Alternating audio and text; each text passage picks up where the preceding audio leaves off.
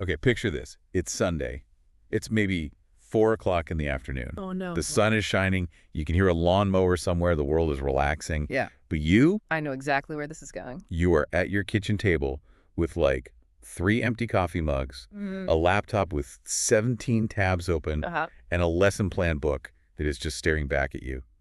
Completely blank. Ah, the Sunday scaries. I mean, is there a teacher alive who doesn't get a little twitch just hearing that? It's that specific kind of dread, you know? The weekend is just evaporating. It's universal, right?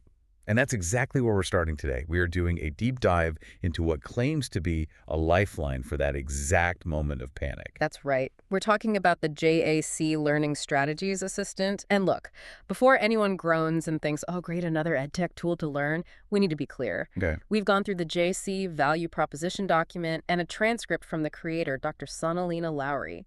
This thing isn't just another worksheet folder. It's positioning itself as an AI-powered companion. A companion that says it can cut planning time in half. I mean, that's the headline. And if that's true, that's not just an app. That's a mental health tool. It really is. So our mission for this deep dive is to figure out if that's real. Can an AI tool really boost student achievement using something they call the Achievement Accelerator framework, while also, giving teachers their weekends back? To get to the bottom of it, let's try something different. The outline suggests we adopt some personas, which I think is a great way to show the friction. So I'll be the teacher who's just drowning. I'm at the kitchen table pulling my hair out. And I'll be the colleague in the break room who's found the secret weapon. The one who looks suspiciously well-rested on a Monday morning. All right, I can do that. So it's Monday morning. I look awful. The coffee is not working. And Ciancine, I honestly don't know how I'm going to get through this week. You look like you wrestled a bear and lost. I spent 6 hours yesterday. 6 actual hours just trying to find one thing, anything that would work for my English learners. 6 hours? That's criminal. What were you looking for? A strategy. Just one. They're struggling so much with the vocabulary in this new unit. I went on Pinterest. I clicked through like a dozen blogs, and all I found were these worksheets that don't even match the standards. I'm so sick of strategy hunting. Hearing you say that, it makes me think of this statistic. It's this vicious cycle. Did you know some teachers spend up to 50% of their time just on manual strategy selection? 50%. That sounds low, actually. Some days it feels like my whole job is just Googling and hoping. And the worst part is, after all that, I don't even know if it's going to work. Exactly. I'm just throwing stuff at the wall. And while I'm doing that, I'm not actually connecting with the kids because I'm too busy being a bad internet detective. And that's the burnout. It's the decision fatigue. We're in this post-pandemic world where skills are lagging and you're trying to differentiate for 30 kids with 30 different needs. It's impossible. It really feels like it. I just keep thinking, what am I doing wrong?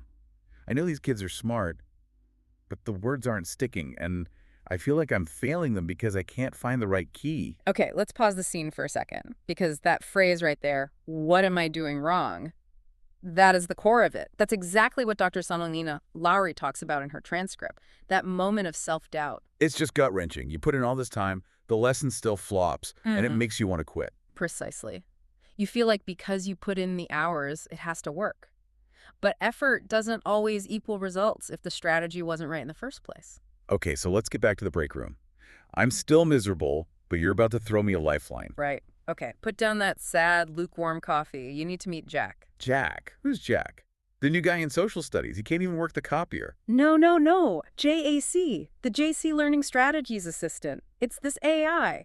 Well, it's a companion I've been using. Oh, great, another app. I don't have time for another login. I barely know how to use the smartboard. But that's the thing. It's not just another app.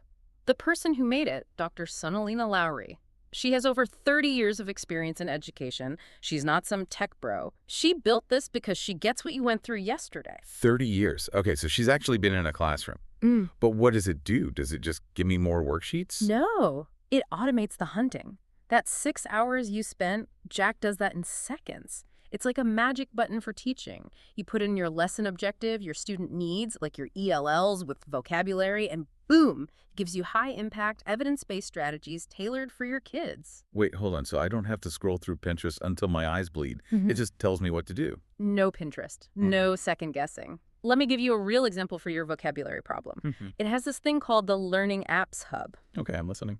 So you go to the vocabulary maps tool, you just type in the target word, that's it. And JAC generates a full-on vocabulary map. What does that mean? A map? It gives you the definition, sure, but it also gives you a cognate, which is a game changer for your Spanish speakers, an illustration and sample sentences. It generates the illustration and the cognate automatically. Instantly. It's built for academic language. So instead of you spending an hour finding a good picture, looking up a cognate, writing sentences, it's just done. You just project it. Okay, breaking character again. That's actually huge. Let's drill down on why that specific feature is so powerful from like a learning science angle. It's massive. First, the cognate. For an English learner, a cognate is a bridge. It tells their brain, hey, you already know this concept, here's the English word for it. But finding the right one is so hard if you don't speak the language. Right, you could accidentally teach them a slang word or something completely wrong. Exactly. This takes out the guesswork and the illustration part. What does that remind you of? Dual coding theory. You nailed it. Dual coding. You combine the word with the picture and you create two pathways for memory. Retention goes way up. But finding a good, relevant image for every single vocab word is a nightmare. Oh yeah, you spend your entire prep period on Google Images trying to find a picture for democracy that isn't a cartoon. And so you just skip it because it's too hard. This tool makes the best practice the easiest practice. That's the immediate win. Okay, but a tool that saves time is one thing. A tool that actually improves learning is another. If I save 6 hours but the kids still don't get it, I'm just failing more efficiently. Exactly, and that's the secret sauce. This isn't just random AI. JC is built on something called the Achievement Accelerator Framework. That sounds like a very impressive buzzword. What does it actually mean? It's not just branding. This thing is battle-tested. The sources talk about a pandemic turnaround case study that is, well, it's kind of unbelievable. Pandemic and turnaround. Those two words don't usually go together in education. I know, right? But schools using this framework took below proficient reading scores and turned them into scores that exceeded state averages. Wait, exceeded? Yes, and they did this during the global pandemic. Wow. Okay, let that sink in. While most of the country was dealing with the COVID slide, this framework was actually creating growth in that environment. Yep, amid all the chaos of remote learning and hybrid schedules. So when JC recommends a strategy, it's not pulling from fun teacher ideas. It's pulling from this proven, rigorous framework. It's quality control. So you know the strategy it gives you has teeth. Exactly. It's like a nutritional filter for your lesson plan. No junk food activities. And that fights burnout, too. Nothing is more energizing than seeing your students actually have that aha moment. True. Competence builds confidence. For everyone. And speaking of making things easier, it also helps with progress monitoring. Ugh, the data entry. I know, but it has built-in prompts to help you document student work as you go. So you're not spending Friday night plugging numbers into a spreadsheet. It sounds like the entire goal is just to give teachers their lives back. That's the value proposition. Reclaim your time. Accelerate their success. It's trying to solve that trade-off. Okay, let's go back to the break room, because I'm the skeptic, and I know schools were broke. Right. So, this all sounds great, but I'm guessing it's some $10,000 site license that my district has to approve, and I'll get it in 3 years. That's what I thought too. But no, it's designed for you to get it right now. Instant sign-up. No long contracts. Okay, so what's it cost? Is it going to be my whole classroom supply budget? It starts at $15 a user per month. $15. And for homeschool parents, it's $10 a month. $15. That's Yeah. what? 2 lattes, maybe 1, depending on where you live? Exactly. Think about it. You spent 6 hours last Sunday being miserable. Would you pay $15 to get those 6 hours back? In a heartbeat. I'd pay double that. My time is worth way more than $2.50 an hour.